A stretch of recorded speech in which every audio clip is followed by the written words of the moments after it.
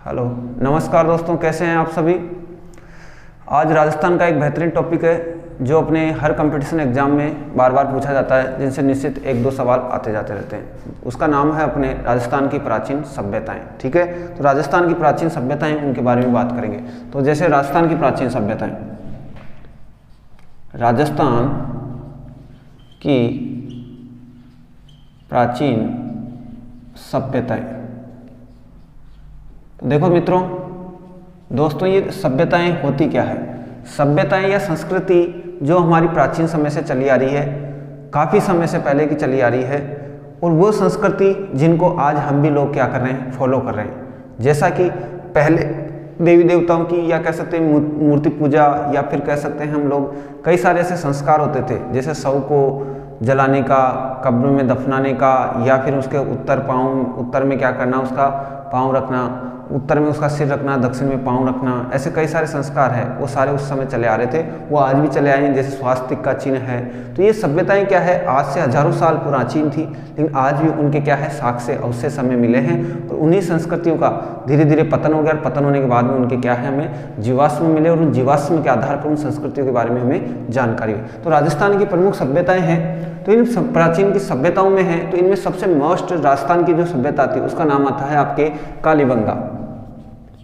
कालीबंगा, कालीबंगा सभ्यता, कालीबंगा सभ्यता। तो देखो दोस्तों, ध्यान देना है, जो कालीबंगा सभ्यता है, ये अपने राजस्थान, जो ये अपना राजस्थान है,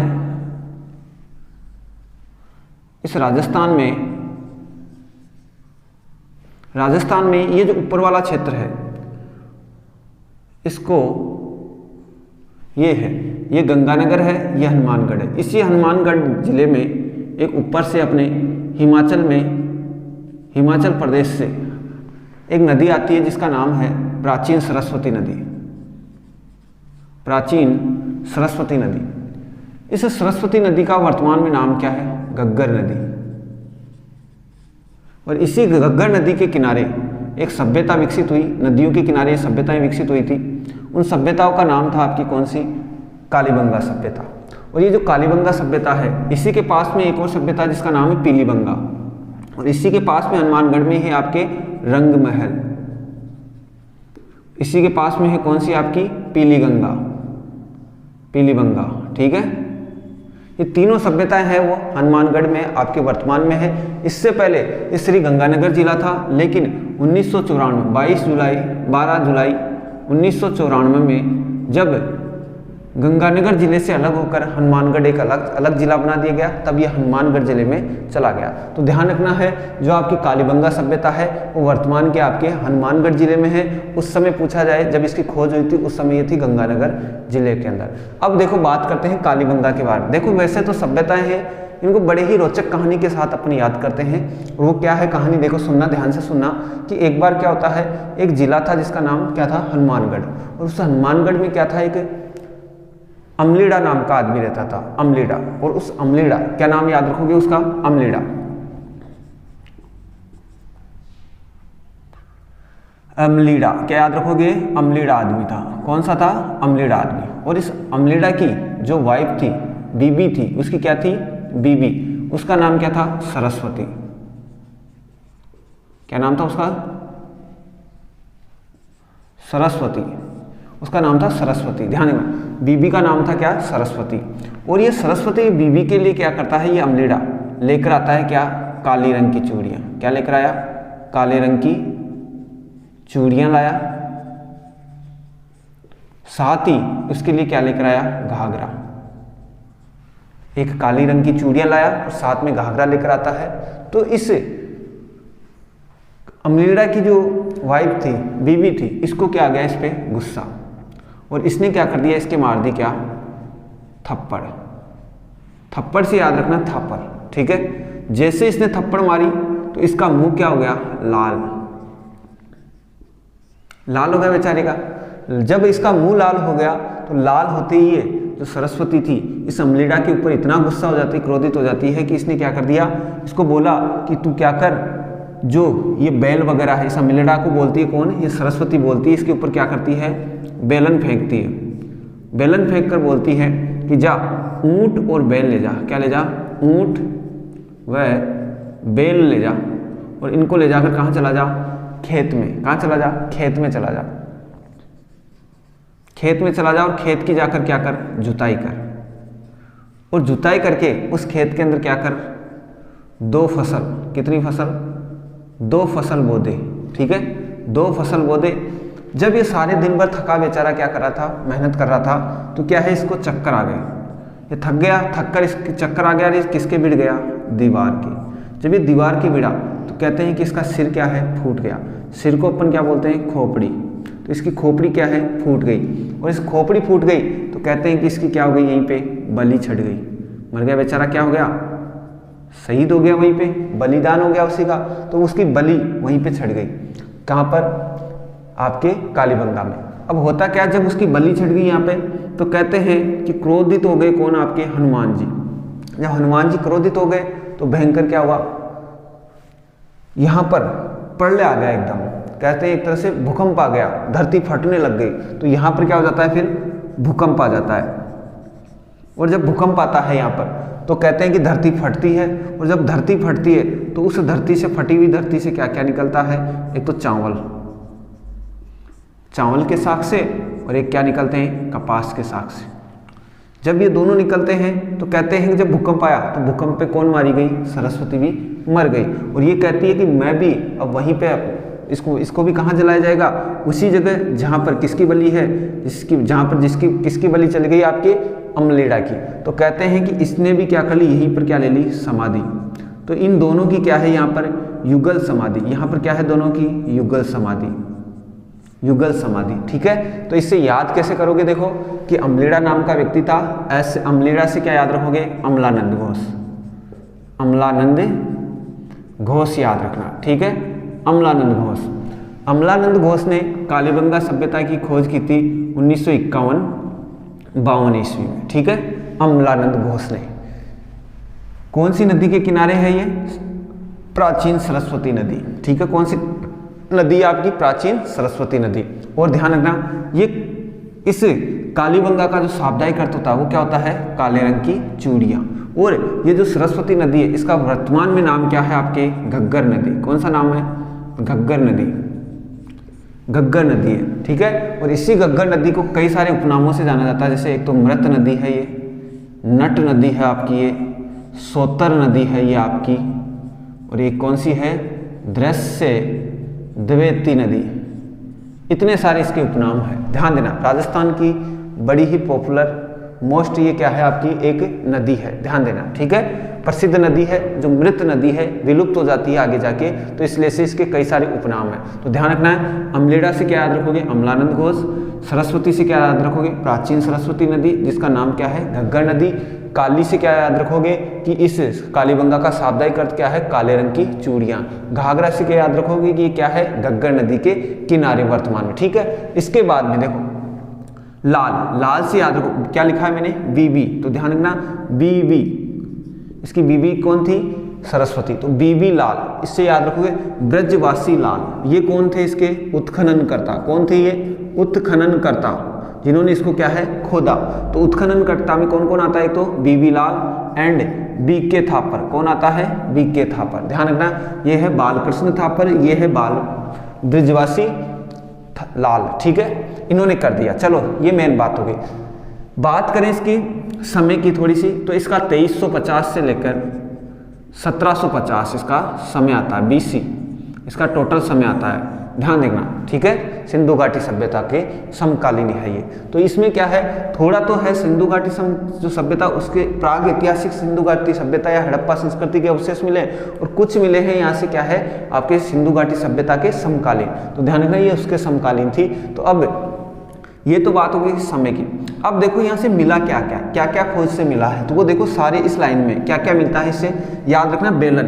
बेलन से क्या याद रखोगे? यहाँ से बेलनाकार क्या मिली है? मोहरे। बेलनाकार क्या मिली है? मोहरे मिली है। और ये बेलनाकार मोहरें हैं वो सेलगडी की बनी हुई है, सेलगडी धातु की बनी हुई है, जिससे ये पता चलता है कि ये ईरान की जो सभ्यता थी, या जिसे कह सकते हैं अपन मेसोपोटामिया की सभ्यता, उससे मिलती जुलती है। तो इससे ये पता चलता है कि कालीबंगा के जो लोग थे इनका क्या था, व्यापारिक संबंध किसके साथ था, ईरान के साथ था। ठीक है। दूसरा यहीं से मिला है बेलनाकार ही क्या मिला है, एक तंदूर मिला है। तंदूर समझते हैं, जो रोटी बनाने का हो जाता, तंदूरी रोटी बनाता, तो उस तंदूर के भी क्या मिले, यहाँ से साक्ष्य मिले हैं। ठीक है, ध्यान देना है। आगे लिखा ऊंट और बैल, तो ऊंट की क्या मिली यहाँ से, अस्थियां। क्या मिली है, ऊंट की अस्थियां मिली यहाँ से। ठीक है, ऊंट की क्या मिली है, अस्थियां मिली है। साथ ही बैल को बोलते हैं अपन लोग क्या, वर्षभ। बैल को क्या बोलते हैं, वर्षभ। तो वर्षभ की क्या मिली यहाँ पर, मूर्ति मिली है। और ये भी कैसी मूर्ति है, ताम्र। वर्षभ की ताम्र मूर्ति मिली है, वो कहाँ मिली है, आपके कालीबंगा में मिली। ठीक है। आगे क्या है, खेत। देखो बैल का काम क्या होता है, खेत को जोतने का। तो ध्यान रखना है, बैल मतलब खेत में जाता है और खेत की क्या करेगा, वो जुताई। तो ध्यान रखना, विश्व में, अपने भारत में एकमात्र खेत की जुताई के साक्ष्य कहाँ मिले हैं आपके, जुताई के साक्ष्य कहाँ मिले हैं आपके, कालीबंगा सभ्यता के अंदर। ठीक है। और वो भी कैसे मिले आपके, ग्रिड पद्धति में। ध्यान रखना, ग्रिड पद्धति में, दोहरी जालक पद्धति के अंदर मिले हैं। ठीक है, जालक पद्धति के आधार पर जुताई की गई है खेतों की, एकमात्र साक्ष्य मिले हैं यहाँ पे। ठीक है। जुताई जब की गई तो यहाँ पर दो फसल बोई जाती है, एक तो कौन सी आपकी, गेहूं फसल, और साथ में जौ फसल। तो इसके साक्ष्य यहाँ पर मिले हैं। इसका मतलब कृषि से परिचित थे और गेहूं और जौ सर्वाधिक यहाँ पे पैदा होता था।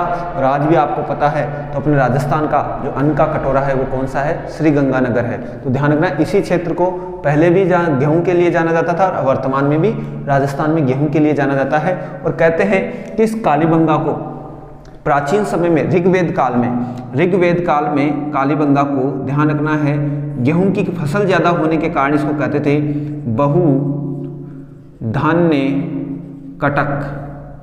ये इसको कहा जाता था ऋग्वेद में, बहु धान्य कटक कहा जाता था। ध्यान देना है। ठीक है। तो दो फसलों के साक्ष्य मिले हैं यहाँ पर। अब मैंने आगे लिखा रखा है कि ये क्या करता है, सारे दिन जोतता है। तो ये क्या है, वहां पर दीवार थी, कोई दीवार थी, मतलब यहाँ पर दीवार के साक्ष्य भी मिले हैं। और वो दीवार है वो किससे बनी होगी, ईंटों से। दीवार किससे बनी हुई है, ईंटों से। तो यहाँ से ध्यान रखना, एक तो कच्ची ईंटों के साक्ष्य, किसके साक्ष्य मिले हैं, कच्ची। तो यहाँ पर क्या है, मकान थे वो किसके बने हुए थे, कच्ची ईंटों के बने हुए थे। ध्यान रखना, मकान किसके बने हुए थे, कच्ची ईंटों के थे। साथ ही कुछ पक्की ईंटों के भी क्या मिले हैं यहाँ पर, प्रमाण मिले। कुछ क्या है, पक्की ईंटों के भी क्या मिले यहाँ पर, साक्ष्य मिले। ध्यान देना है। ठीक है, पक्की ईंटों के भी क्या मिले यहाँ पर, साक्ष्य मिले। ध्यान देना है। दीवार है तो सीधी सी बात है, दीवार है तो वो किसके लिए बनाई जाएगी, मकान के लिए। तो कच्ची ईंटों के क्या है, मकान है। और ये दोनों ही ध्यान रखना किस में पकाकर बनाए जाते थे, धूप से पकाकर। धूप से पक्की हुई ईंटें थी। ध्यान देना, धूप से पक्की हुई, सूर्य का जो प्रकाश था उससे पक्की हुई क्या थी, ईंटें थी। तो ध्यान है, ईंटें मिली है। ध्यान देना है। साथ ही जो यहाँ की ये दीवार है, इनसे जो मकान बने उनकी छत क्या थी, कच्ची, या कह सकते हैं लकड़ी की। किसकी थी, लकड़ी की छतें। ठीक है। साथ ही अपन कह सकते हैं नालियां मिली है, वो भी किसकी है, लकड़ी की। ध्यान देना, नालियां भी किसकी मिली है, लकड़ियों की। ध्यान देना है विशेष तौर से। अब घर है तो घर में क्या है, एक चबूतरा मिला। और उस चबूतरे पर ध्यान रखना है क्या मिला आपको, चबूतरा मिला। और उस चबूतरे पर क्या है, 7 अग्नि वेदिका बनी है। तो सीधी सी बात है, क्या करेंगे वो, हवन। तो यहाँ पर क्या मिला है, हवन कुंड मिला है। और जब हवन कुंड मिलेगा तो सीधी सी बात है, अपने हिंदू धर्म में क्या करते हैं, जब भी हवन करते हैं तो एक स्वास्तिक, जिसको अपन बोलते हैं साठिया होता है। उस साठे का क्या है, यहाँ पर एक चिन्ह मिला। मतलब साठिया ऐसा होता है,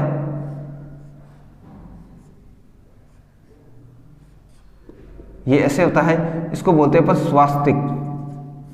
स्वास्तिक चिन्ह बोलते हैं। तो स्वास्तिक चिन्ह के एकमात्र साक्ष्य कहाँ मिले आपके, कालीबंगा के अंदर। ठीक है। अब आगे लिखा हुआ है खोपड़ी।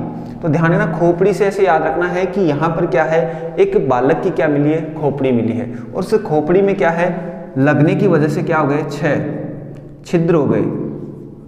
और उन छिद्रों को क्या है, सिला गया था वापस। तो सिला गया है इसका मतलब क्या है, उसकी सीधी सी बात है क्या किया गया है, उसका ऑपरेशन किया गया।